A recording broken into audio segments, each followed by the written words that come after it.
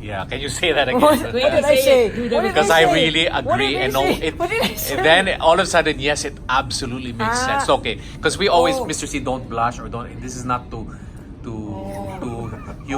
ano you know. But I will just say this. I've said it before, but I will say it in this context because it's our learning from what happened to you and Tito Doy. You are the most generous person I know, really, in terms of just a giving spirit of enabling everybody. Like I joke last year when I saw him at Maybank for Pinoy playlist. I said, "Of course you're here." Then I mean, anywhere there's music, he's there. It's like it's just really you are an enabler, and you just that's why people love you so much because just walang bahid ng no, I'll keep it to myself.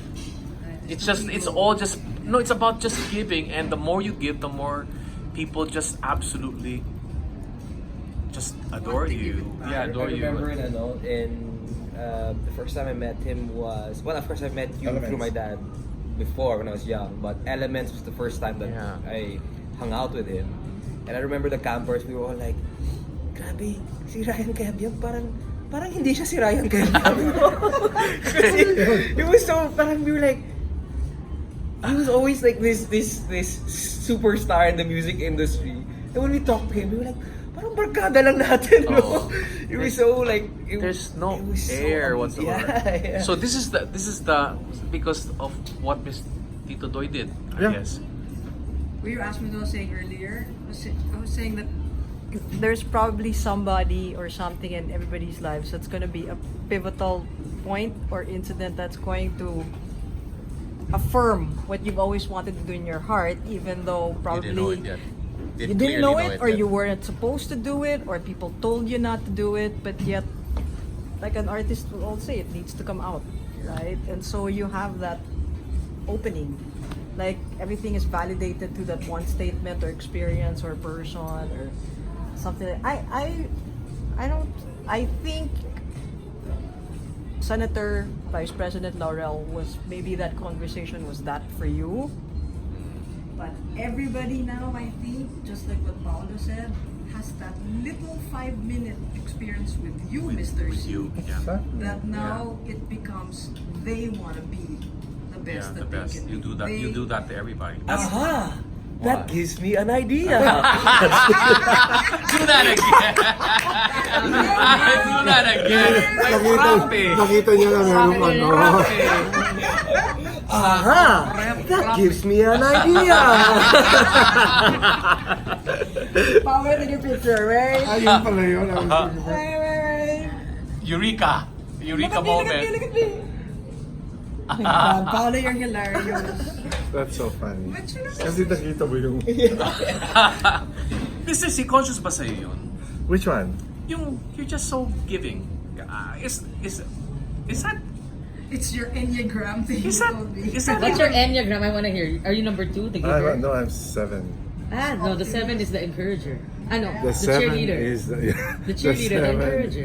is the optimist. Yeah. is it a conscious effort or not? What is a even? conscious? But What parang do you mean? you're so enabling. You just affirm and help and usher No. and You know what? It's not. teach and everything. It's not conscious. It's It's more who you like. are. It's more like I'm so excited for somebody to discover Yeah. the same thing that I discovered. You know, like, It's that hindi ba? Ang ganda. Music fan is like that. Like, true. You want to So hear the next song. so in other words, the young man in you who loved music so much and wanted to discover is still there. That's the one that's alive. It's not the national artist, big maestro, No. genius You guy. know, I'll tell you something. Every time, I'm Still in a a man place child. and then It's a they're child. going to Who announce loves music and loves seeing people do. discover music. And still the enjoys presence it. of the blah blah blah.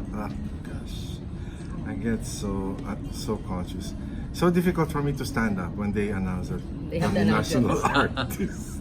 Because, I have all these fond memories of doing Auditions for camp, and in between auditions when people are late, that's the fun part to film, because suddenly Mr. C, you're there jamming with Bullet and Jazz and you're singing the Beatles forever, Or there were in Dumaguete and you start rifling through the shelves of all the pieza and you found your Brahms and you're like, ooh, let me play. You know, and then you just enjoy. But you know what? I have a question, Mr. C. Before you studied, and you seem to always, you know, your take on it is you're happy that you know, you didn't get the job, but you were still happy, and you know what, you didn't get it, you're still happy. But was there ever the time when you realized, shucks, I really don't know, or I'm really mali, or somebody really told you you lack the skill, and you suddenly had to turn, you know, the negative into a real positive because it was So a real did you ka ba ever? job. Parang di ka I mean, naman was it natanda. always somebody affirming you, or did you ever hit that wall and say, gosh, you know, I need to do better, I need to be better, I need to try harder? Because it seems like it's all been easy. Well, it sounds easy. Yeah, well, for me, it felt easy because I think I look at those things, I think meron akong filter eh. Oh. Optimist ka talaga. May filter Yes, ako you na, do. may filter ako pagka yung, kung hindi ko gusto or I don't like it, I've seen it. Yeah. I've seen it. Maybe not so negative, but a point where you realize, I think I need to learn more. I think I need to know more. Parang you feel like I've reached the point of what I think I know, and so I need to take the leap of faith and realize that there's more. I think you shared that story because before when someone asked you to write your first musical, your first Yeah, I will tell you play. first that when I was younger, until a certain point in time, it was like I could not do anything wrong. I was very confident. The world is your oyster. Yeah, I can do anything. I mean, it's like I can do anything. You know what happened when I started teaching? And then I realized that there's so many other people who were very talented. That you just really have to shake them. Itong gawin mo, ganito. Kasi ito yung galing mo. Then that's when I realized that, later on, I realized, now, as I'm old, it's not anymore an aspiration for me to become let's say a world renowned conductor, because I already saw one. Sino? Si Gerard. I already saw one and I said, this is the guy that we have to push and we have to prop up and support, because he's the one who's leading the next generation to that, you know, classical music. Fantastic. Okay, and then the next one would be the new contemporary popular music. I already found the guy. I have to push him to Sino yan? that's Tyro. I already saw him and I saw the way he thinks, the way he works at his music. He's like, iba talaga siya mag-isip at saka iba siya. I could see myself in him because I could see the energy, yung energy niya. Same way I see myself in the energy of Gerard. Yung parang yung energy na yun yung energy ko noon na dapat kailangan natin itulak yun. Tapos, and then all the other arrangers, ngayon, yung popular music, arranging, I have somebody like Jimmy Antiporda ready to do this kind of arrangement for me. I don't want to do it anymore. I have Tyro to do something like this for me. I have Arnold Buena to arrange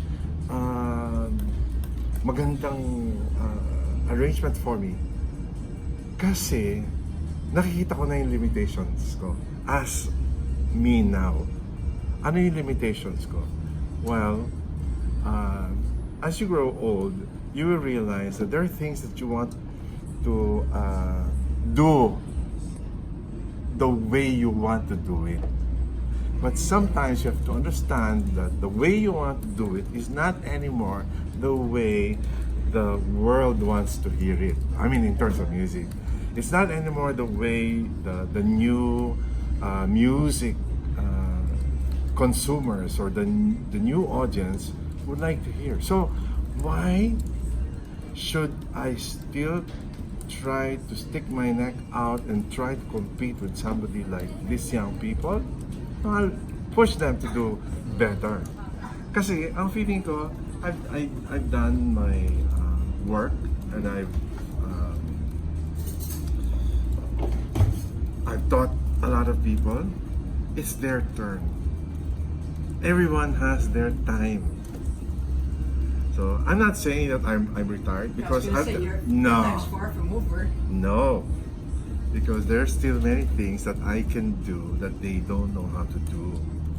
Or what you still want to do. Yeah, I mean, I'm sorry, parang ang pangit pakinggan. No, that sounded great, man. Yeah. Well, I mean, I was like, oh, I'm so excited. Can Tyro do an opera? Gerard, I think I'm the number one fan. But he hasn't done Doesn't have pop. all the types of works that I have done, like even writing for Ramahari or writing all these. So I'm comfortable. I'm just telling you that You know I your already space. there is already. Secure ka. I'm secure with what I'm doing because there's so many other things I can do that none of them can do. But I'm pushing them to do Get what there. they can do best. That's Kasi right. for Goes example, back to- siya, si Gerard, why will I try to push him to write the way I write when actually his It's my- core competency right now is wow, no one I know has actually gone that far. Diba? Sobra, ang layo na inabot ni Gerard. I mean, so I'm really a big fan. Sisi, ano pa bang gusto mong gawin? Ano pa bang gusto mong gawin? Learn ballet. I mean, ano pa ang gusto mong Well, the usual bucket list of works that I still want to do. I still want to do a symphony, a piano concerto, all this concerto. Well, I'm trying to find a different. Because when you're a creator, you have to try to look for a different sound. Why will you? In the same way, why will I write a concerto when that's already a very classical form? When I can do something that is, like for example, 20 years ago, I wanted to propose to Nokia. I wanted to do a symphony for 1,000 Nokia phones. Wow. During that time, it was not there. I mean, people were not thinking about something like that. But you can't do it now kasi corny na siya. Hindi. Still hasn't May been done. smartphones na. I mean, because before, my idea was, interactive. The entire Araneta Coliseum had their phones, and we'd do a whole symphony together. And all they need to do was press a button, blah blah blah blah, and then this 10 phones would ring, and their ringtone would be, let's say, this note. Woo! Beautiful. Pwede pa. Pwede Ano? pa. Nagkaka-idea. Oh. Sa Pwede globe, pa. sa globe. Nagkaka-idea. No, I don't think so. No, yung mga ganong ideas. That's why when I said on television I want to do 1,000 boys choir. And then Mrs. Araneta was watching, and she called ABS. Let's do that in Araneta Coliseum.